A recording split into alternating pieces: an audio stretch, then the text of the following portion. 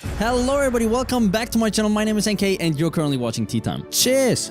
Yes, welcome everybody back to my channel. If you haven't done so, subscribe yet because you're in for a ride, you're in for a treat. This channel is the shit. At least all the ladies tell me that. Yes, that being said, on today's episode, we're gonna discuss which one is the most comfortable sneaker in 2019. Now, that being said, it all depends, of course, on preference. What you prefer, what is your priority, and whatnot. For me personally, I like to have a comfortable upper, a little bit more breathable and a little bit stretchy. But for me, probably what it comes down essentially is to actually the comfort of the sole or the midsole. So yes, that being said, over the last few years, I tried a lot of different cushions. That being said, for example, we can start off with one of the most famous one, which is of course the Ultra Boost with the Boost cushioning. The Ultra Boost was by far probably one of my most comfortable sneakers ever because of the primer that it features. It's super elastic, especially this climber version here is super breathable, especially now that summer, especially here in Europe is coming around. This was my go-to. And again, the Boost just so comfortable and it's just a legendary sneaker, to be absolutely frank and honest, and I think for a good reason. But yeah, this should not come to a surprise because everybody was putting this on Cloud 7. This was the go-to for everybody that wanted comfort. That being said though, I also tried some other cushionings. For example, when we jump over to Nike, we see the Nike Bubble, the 270s that we have here, as well as the Vapor Max with the entire Air unit. Also have the Air Max 720s, which right now I have given to a friend so he can review them. They are extremely comfortable as well. Although I do have to say, they don't stack up against Ultra Boost. So yes, that being said, also kind of continuing a little bit with Boost, we also have the YEEZY here. I have to be honest, it's not as cushiony as the Ultra Boost, but it does not bottom out as fast. I think it's because of the cage, because of the rubber outsole. Now, although I said that the Ultra Boost is probably the most comfortable sneaker, I feel it is only the most comfortable sneaker for the first few times that you wear it, because afterwards, after already like a week or two, you're gonna feel it a little bit bottom out, especially in the front foot, and you're not gonna feel the boost that much in the front foot as in the back foot. Compared to this YEEZY, it is not as cushiony in the beginning, but you will feel the cushion way more, and especially also in the front foot. I have to be honest, most of these sneakers, also the 270s, the 720s, as well as the Vapor Max and the Ultra Boost, you don't feel really much the Boost cushion or any cushion or the Air unit in the front foot. And that was for me a little bit problematic. I always wanted to find something where I have this nice little neat balance. So yeah, for this one, there was the balance. But yeah, it was Boost, we knew it. I have a good amount of pairs of Yeezys, and I want to see if there's anything out there that would actually beat this silhouette. Now again, just so you know, I'm not saying that the Yeezy is more comfortable than the Ultra Boost, or at least in the beginning, but over time, this one definitely for me held up the best. So yes, that kind of being out of the way, you can see I tried a lot of different cushions. But let's get to the chocolate, to the creme de soleil of this video. Again, as you can probably hear, is I don't really go that much by looks, although I really like a stylish sneaker.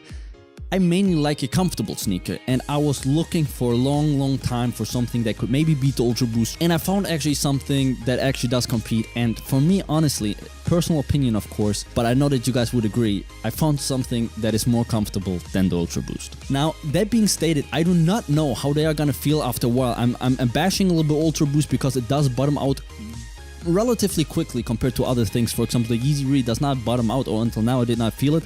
The Ultra Boost did bottom out drastically fast compared to the YEEZY, and I don't know how fast this one is gonna bottom out, because the sneaker we're talking about does have foam. Now, without holding you back any longer, because I really know that you also probably want to know which sneaker I'm talking about, we're talking about, ladies and gentlemen, drumroll please, we are talking about the Nike Pegasus 35 Turbo. Hallelujah. Yes, this is the sneaker we're talking about. This is, in my opinion, the most comfortable sneaker that is right now out in 2019.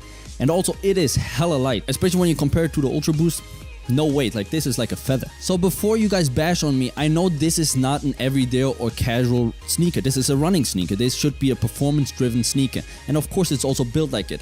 But again, the comfort is just absolutely unreal, and I actually really do dig the looks. Now, just to kind of give you a little run through of the sneaker, it's not going to be a full review, but these, first of all, again, they are super light. They have this kind of devil peak in the back. They have the race stripe going through here, and I have to be honest, the pie is always in the details. And for example, what I absolutely love is, for example, that this line continues to the bottom. So every time you walk, actually, you see this continuous stripe. And I don't know if people really realize that, but I just love these details. Now, to the main thing, of course, which is the cushioning. That is my priority, at least. And what they are featuring here is React and Zoom X. And the Zoom X is actually not the bottom part, but actually the top part. I actually only know that from Heskicks. Shout out to you, Heskicks, and also I got the recommendation actually from Heskicks from watching his videos. Now I already know that this shoe is not gonna fall into every style category of you guys, but nevertheless I would definitely highly suggest that you check this sneaker out.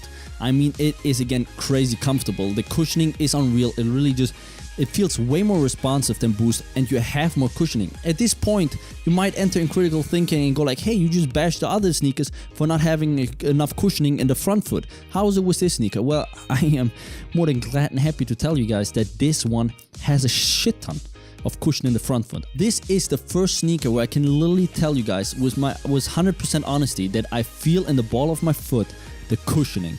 I mean, the cushioning is really unreal, in the front as well as in the back. I mean, literally, every step you take, you're gonna feel the cushioning here.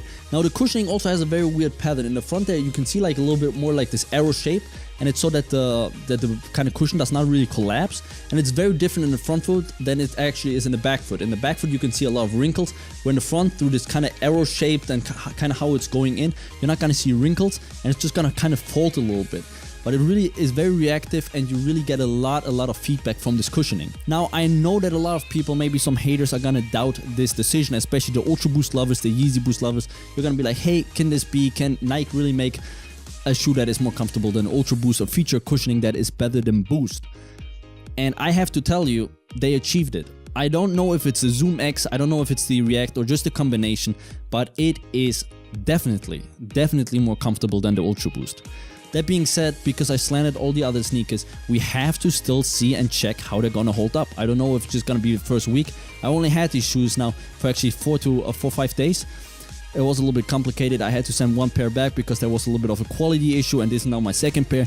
But these are great, and again, both of them felt amazing. After just wearing these sneakers for a few days, I can tell you I took them everywhere. I went driving to them, I went to the mall, I went shopping with my girlfriend. You guys know, like, that shit is a hustle. I mean, you stayed on your feet for 4 or 5 hours. No problemo with these fuckers, you know? Like, I was solid. I loved walking. I enjoyed every step I took. I mean, since I have these sneakers, I go shopping with my girlfriend every fucking Friday. I mean, she appreciates them. She wants to buy me another pair. I mean, let's stop kidding around though. These are extremely comfortable. I really dig this silhouette.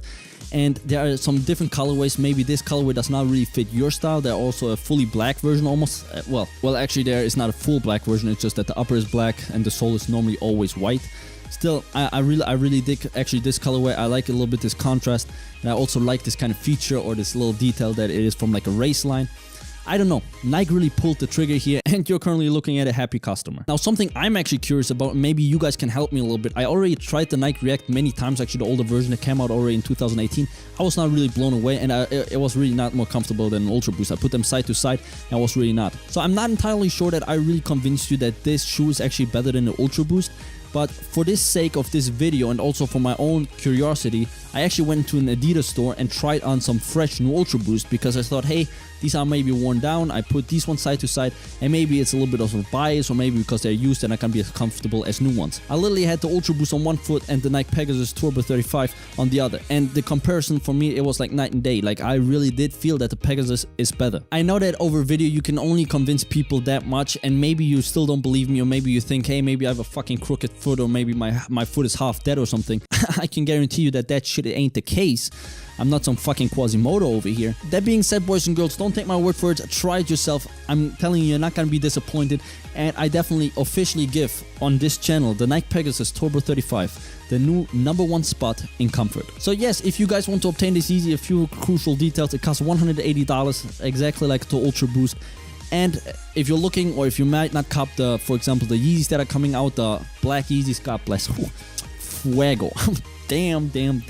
I mean, ain't as comfortable as the Nike Pegasus, but from the looks, unbeatable. But coming back to the product placement here of the Nike Zoom Pegasus Turbo 35, great sneaker. If you don't cop the black Yeezys or the glow in the dark, keep your eyes out on these ones, because they're definitely gonna be more comfortable. From the looks, debatable, because God, I mean, Jesus Christ. Let me tell you, like, the black Yeezys, hard to beat, very hard to beat. Yeah, that being kind of said, I for some reason cannot end this video. Thank you so much for watching. Subscribe, like, and check out the Nike Zoom Pegasus Turbo 35. I'm out, boys and girls.